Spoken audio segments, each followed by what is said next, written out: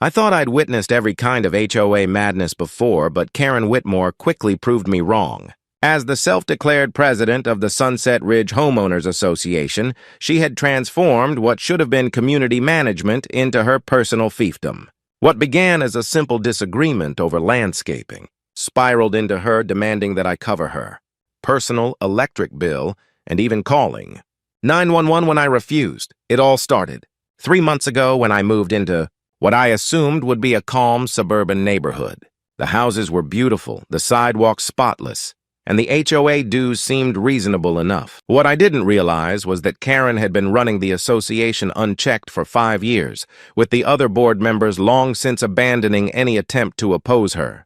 She had been left to reign supreme, and she reveled in it. The first red flag came almost immediately. While I was still settling in, Karen appeared at my doorstep carrying a massive 3-inch binder. Inside were rules I had never seen in the official HOA documents.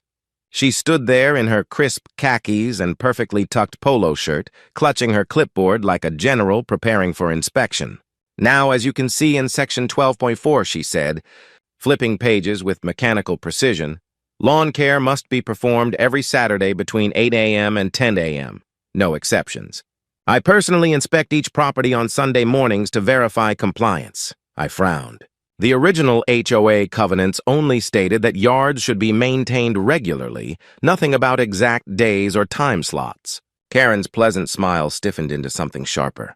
Well, I've updated those outdated guidelines. These new standards protect our property values.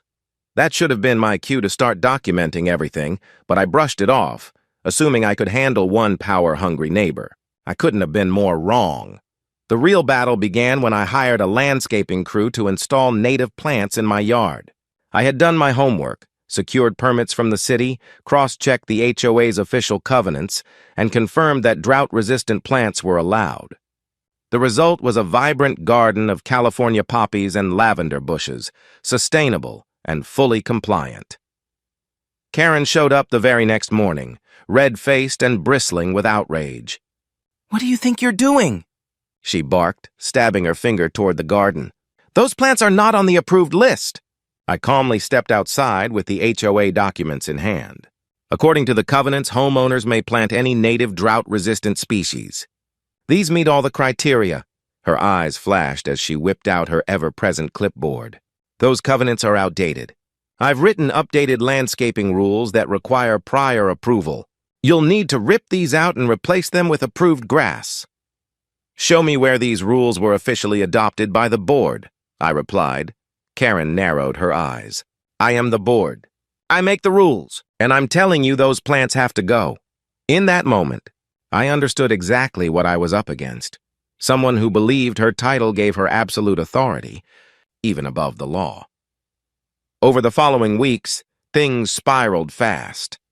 Karen began plastering violation notices on my door daily, each more ridiculous than the last. She fined me for leaving my trash, cans out too long, for parking in my own driveway during restricted hours, and even for curtains she claimed were the wrong shade of white. None of these fines had any basis in the HOA documents, but that didn't slow her down. When I ignored her made-up penalties, she doubled down. She started lurking around my property, snapping photos from every angle and leaving long, condescending notes about my failure to meet community standards. The final straw came when I opened my mailbox to find a bill. Not an HOA fee, but Karen's personal electric statement. The amount was $4,376.22. Attached was a sticky note that read, "Your non-compliance has forced me to spend extra hours managing your violations. You owe me for the additional electricity used in my home office." I laughed out loud. The audacity was almost artful. She had actually convinced herself that her obsessive harassment was somehow my fault, and that I should foot the bill for it. That afternoon, I walked over to her house, electric bill in hand. She opened the door wearing rubber gloves, clutching a spray bottle mid-cleaning spree. "I think you accidentally dropped this in my mailbox," I said evenly, holding up the statement. Her face lit up with smug satisfaction.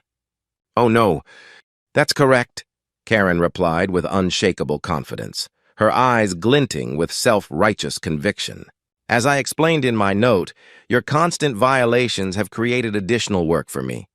I've had to spend countless hours documenting your infractions, researching penalty structures, and contacting various city departments about your non-compliance.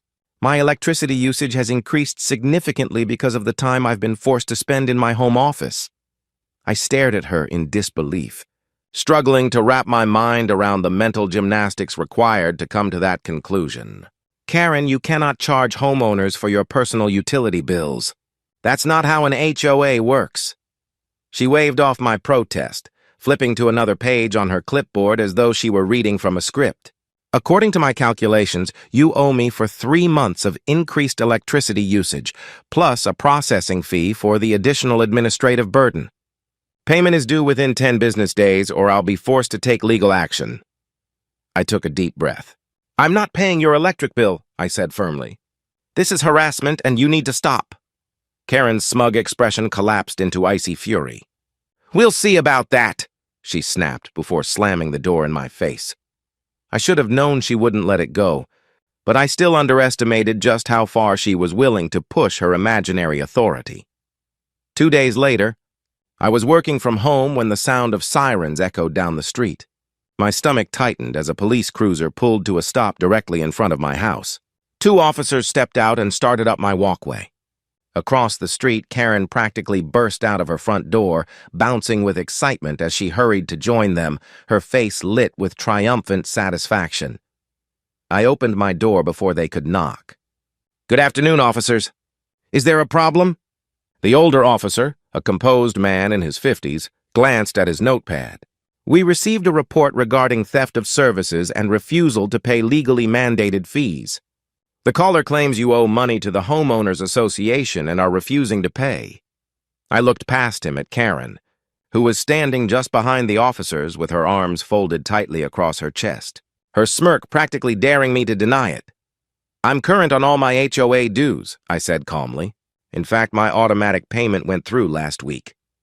That's not what this is about, Karen interrupted quickly, stepping forward with her clipboard like it was a badge of authority. He owes me $437.62 for additional administrative costs related to his ongoing violations. When someone refuses to pay legally mandated fees, that's theft of services. The younger officer, looking puzzled, asked, Ma'am, are you saying he owes this money to the Homeowners Association? No, Karen said, puffing herself up. He owes it to me personally, or for the extra hours I've spent managing his case. I had to use additional electricity in my home office. The 2 officers exchanged a glance, and I could see the exact moment realization dawned on them. The older officer cleared his throat, his tone measured but firm. Ma'am, we can't arrest someone for refusing to pay your personal electric bill. That's a civil dispute between private parties, not a criminal matter. Karen's face flushed crimson. But he's stealing services. I provided administrative work, and he refuses to pay for it. The younger officer tilted his head. Did he request these services? Well, no, but did he sign any agreement to pay you? Not exactly, she admitted reluctantly. Then this is not a criminal matter, the older officer said, his patience thinning. If you believe someone owes you money, you can file a claim in small claims court. But we cannot enforce personal billing disputes. I could practically see Karen's fantasy unraveling in front of her eyes. She had been so convinced of her authority that she truly believed the police would march up and arrest me over her power bill. But I'm the HOA president, she protested desperately. I have the authority to assess fees and penalties. The older officer's jaw tightened. Ma'am, being HOA president doesn't give you the right to bill residents for your personal expenses.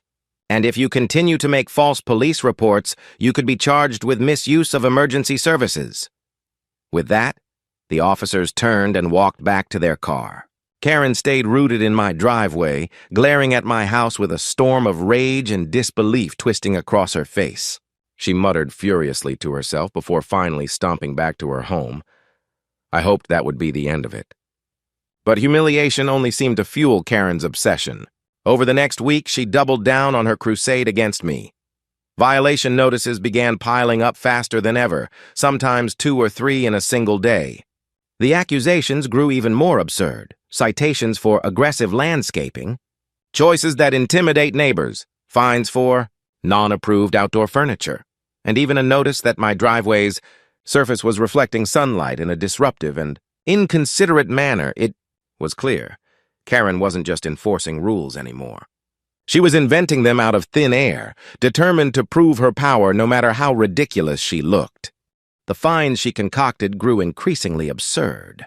$500 for environmental noncompliance, $750 for architectural insubordination, and $1,000 for willful disregard of community harmony standards.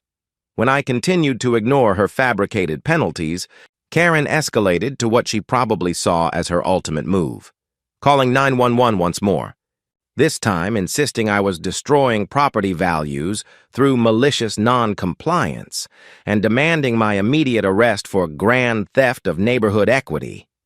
The same two officers responded, and they were noticeably less patient this time.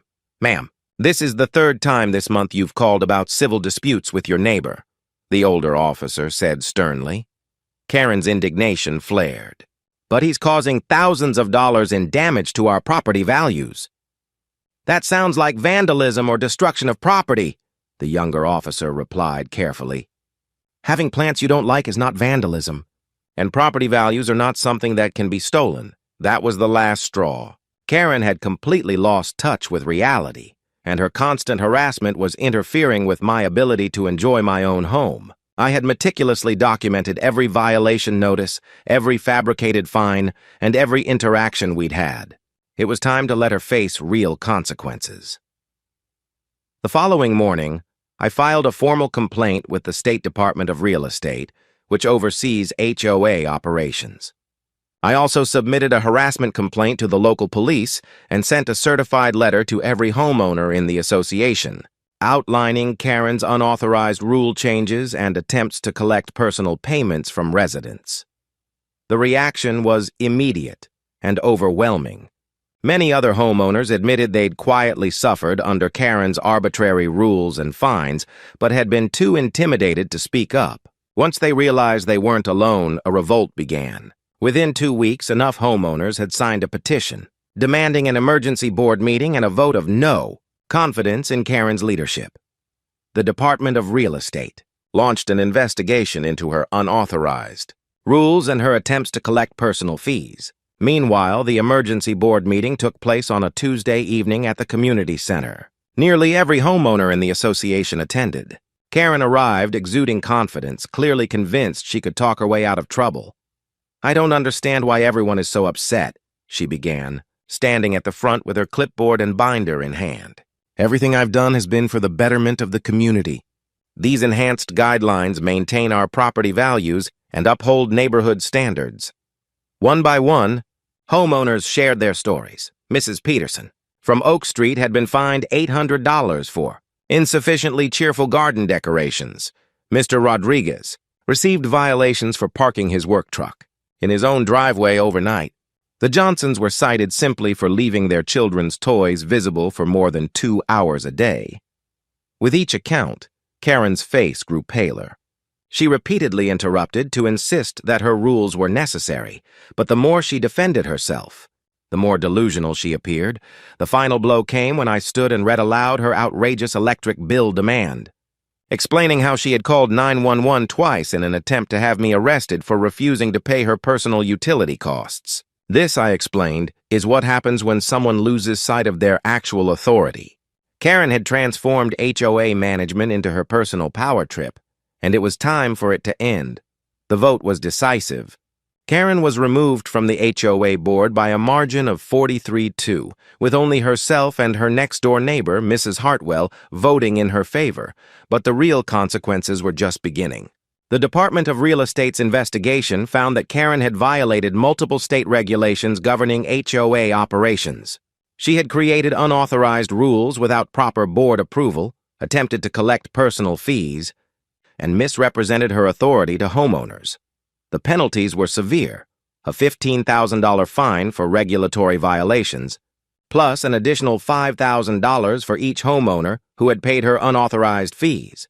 7 families had actually paid some of her fabricated fines over the years, bringing the total to $50,000. She was also banned from serving on any HOA board in the state for 10 years and required to pay restitution to every affected homeowner. When the Department of Real Estate agent read the penalties allowed at the follow-up meeting, Karen's face went ghostly white. $50,000? She whispered, barely audible. I don't have that kind of money. I was just trying to help the community.